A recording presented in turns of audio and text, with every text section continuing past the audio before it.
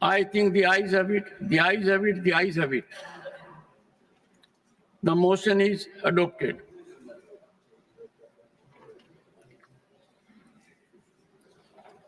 Honorable members, there is only 267, but the honorable member who moved it is not present in the House.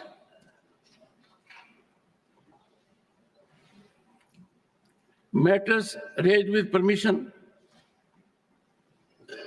Dr. Radha Mohan Das Agarwal demand for inclusion of 22 illustrations from the first illustrated manuscript of India's constitution in the reprinted constitution. माननीय सभापति महोदय, आपका आभारी हूं। आज मैं भारतीय संविधान के साथ बहुत असंवैधानिक तरीके से हुए खिलवाड़ की ओर आपके माध्यम से इस पूरे सदन का ध्यान ले जाना चाहता हूं। आज देश का एक आम नागरिक, चाहे विधि शास्त्र का एक आम छात्र, अगर भारत के संविधान की पुस्तक बाजार में खरीदने जाता है तो उसे वह मूल प्रति प्रिंटेड रूप में नहीं प्राप्त होती है, जिसके ऊपर 26 जनवरी 1949 को भारत के संविधान निर्माताओं ने दस्तखत किए थे। इस संविधान के कुछ प्रमुख हिस्सों को न जाने किन कारणों से असंवैधानिक तरीके से संविधान के हिस्से से निकाल दिया गया।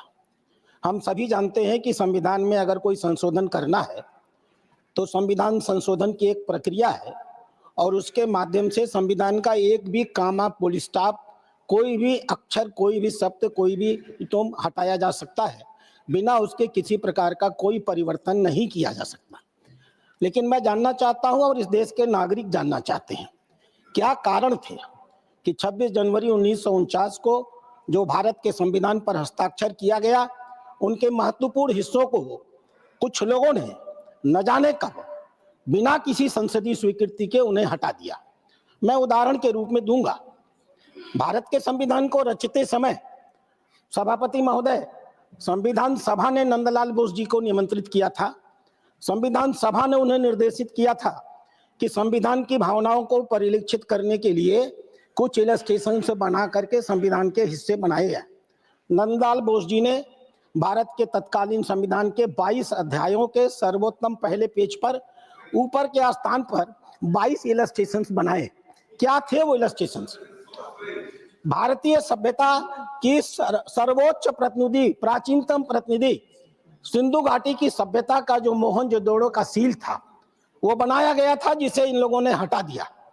भगवान श्री राम जब लौट करके आ रहे थे, भारत का भगवान श्री राम जब लौट करके अयोध्या आ रहे थे, उनके इस वापस लौटने की फोटो बनाई गई थी, जो हटा दी गई। भगवान कृष्ण युद्ध के मैदान में जब सरमन दे रहे थे, उस पूरे दृश्य को हटा दिया गया। भगवान बुद्ध की फोटो को, उनके आदेश को हटाया गया। भगवान महावीर के उपदेश देते हुए हिस्से को हटाया गया। सम्राट विक्रमादित्य की फोटो को हटाया गया। यहाँ तक कि महात्मा गांधी की 2 फोटोज थी, उन दोनों फोटोज को इन लोगों ने हटा दिया। लक्ष्मीबाई की फोटो इन लोगों ने हटाने का काम किया। शिवाजी की फोटो इन लोगों ने हटाने का काम किया। हिमालय, समुद्र जो भारत की सीमाएं बनाती थी, उनके फोटो इन्होंने हटाने का काम किया। नेताजी सुभाष चंद्र बोस की फोटो ये स्वीकार नहीं कर पा रहे थे। नेताजी सुभाष चंद्र बोस के प्रति मैं इतनी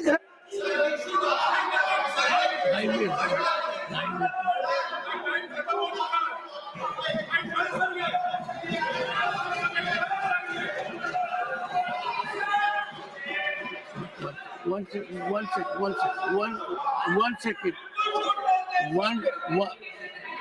second. माननीय सदस्यगण, मैं बताता हूं। एक सेकंड। माननीय सदस्यगण, भारत के संविधान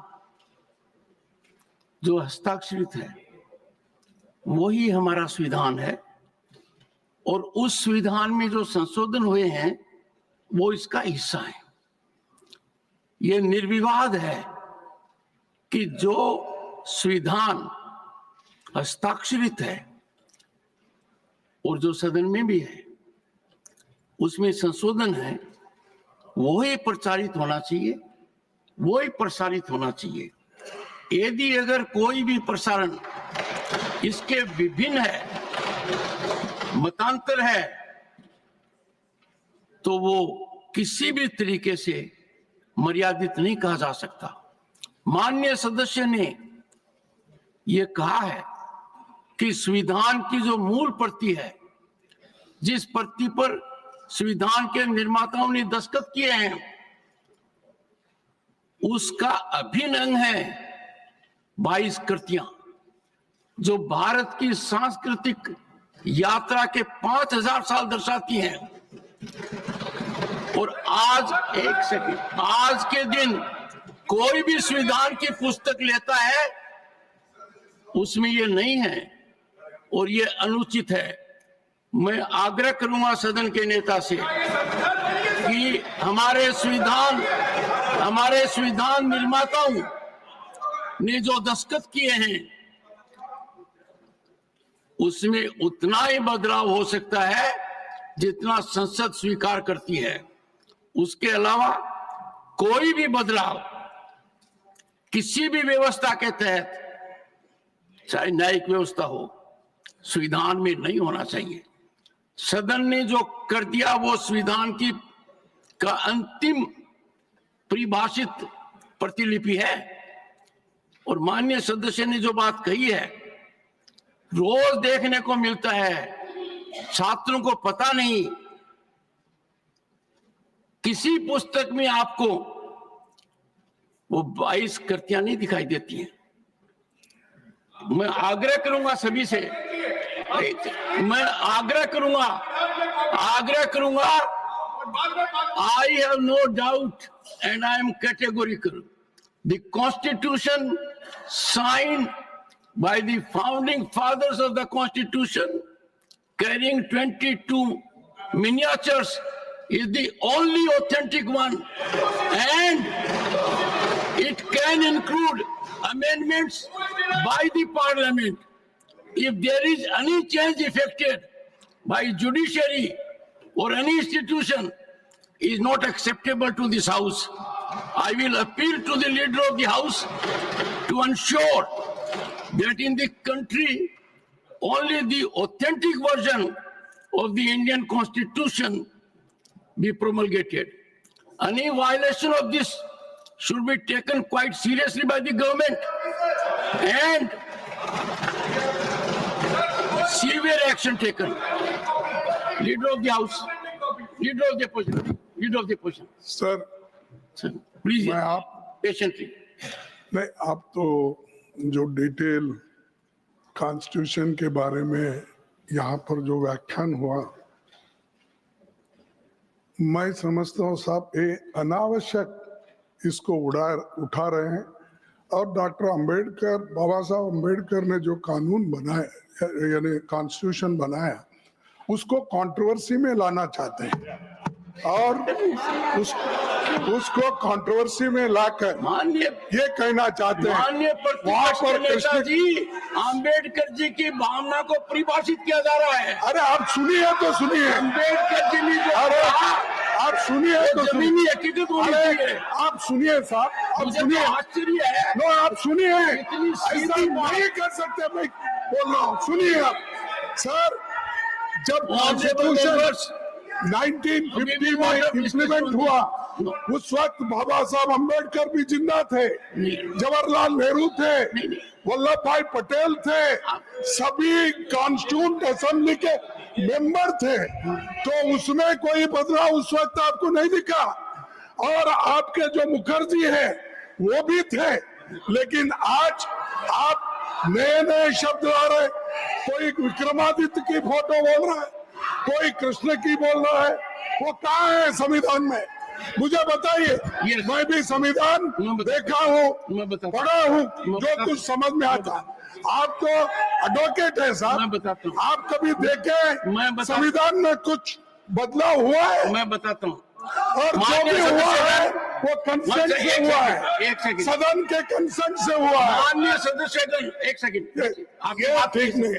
आप अलाउ करके ये बात इसको माननीय बढ़ाना सदस्यगण, तो कंट्रोवर्सी करना, अंबेडकर को बदनाम करने की कोशिश इतनी करना गलत बात कह रहे ये हैं। हो रहा है।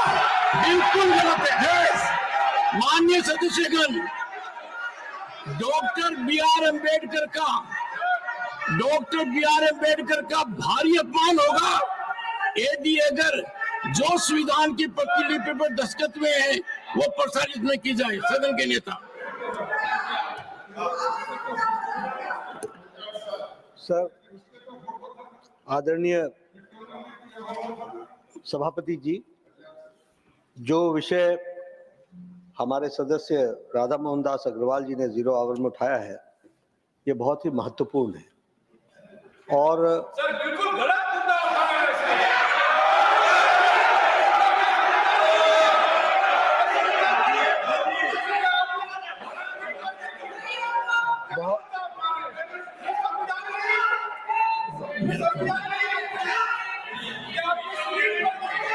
जयराम जी, मैं बोल रहा हूँ, आप ये बहुत ही महत्वपूर्ण मुद्दा उठाया है। महत्वपूर्ण मुद्दा इस तरीके से है कि उन्होंने जो कहा कि संविधान की जो मूल प्रति है, उस मूल प्रति में बहुत से इलस्ट्रेशंस हैं और वो इलस्ट्रेशंस के साथ कॉन्स्टिट्यूशन की कॉपी है। वर्तमान में जो कॉन्स्टिट्यूशन की कॉपी पब्लिश हो रही है उसमें वो इलस्ट्रेशंस नहीं है, आपके स्क्रीन पर देखे नहीं है, उसमें वो इलस्ट्रेशंस नहीं है।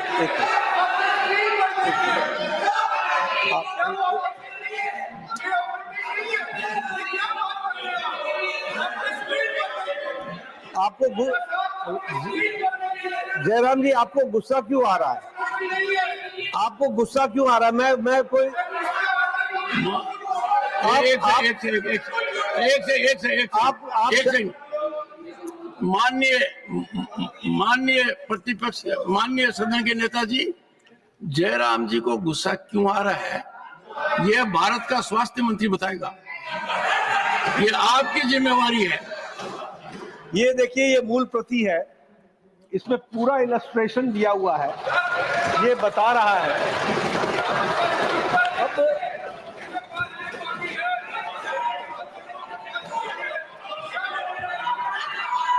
Honorable members, one second. I'm making an announcement.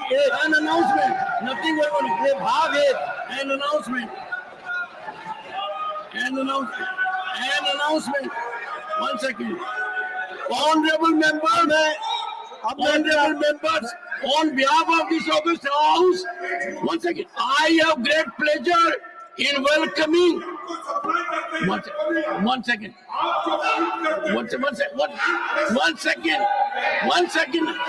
welcoming a delegation. I'm welcoming a delegation. Delegation आया है, डेलीगेशन। हम लोग बात करेंगे, डेलीगेशन आया है। Honorable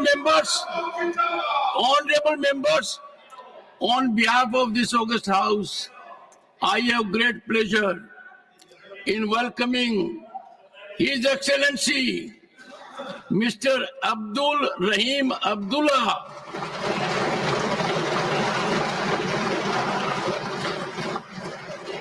Speaker of the People's Majlis of the Republic of Maldives, and honorable members of the parliamentary delegation who are on a visit to India as our honored guests.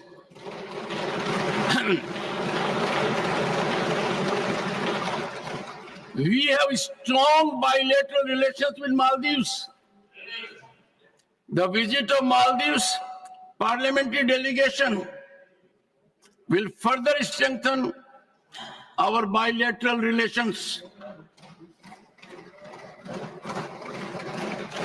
The parliamentary delegation arrived in Delhi from Malé on Monday, the 10th February 2025. They are now seated in the special box. They are scheduled to meet and call on various dignitaries in Delhi. Besides Delhi, they will also visit Agra before their departure from India. We wish them a pleasant and fruitful stay in our country.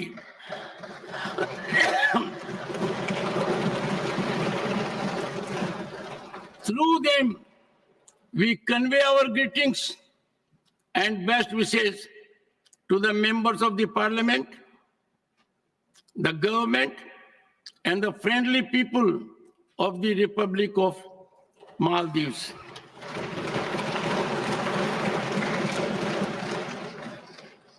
Yes, please continue. सभापति जी, Leader मैं of ये the कह House. रहा था, ये मूल प्रति मैंने आपको दिखाई, इसमें हर जगह हमको दिख रहा है। और अभी जो संविधान पब्लिश हो रहा है, जो भी पब्लिशर्स पब्लिश कर रहे होंगे, उसमें ये कृतियां नहीं है। नहीं है। और आपने बहुत सही डायरेक्शन दिया। जो राधा मोहन जी ने जो प्रश्न उठाया वो बहुत महत्वपूर्ण है, और आपने सही डायरेक्शन दिया। सरकार इस बात को इंश्योर करेगी कि निश्चित रूप से कॉन्स्टिट्यूशन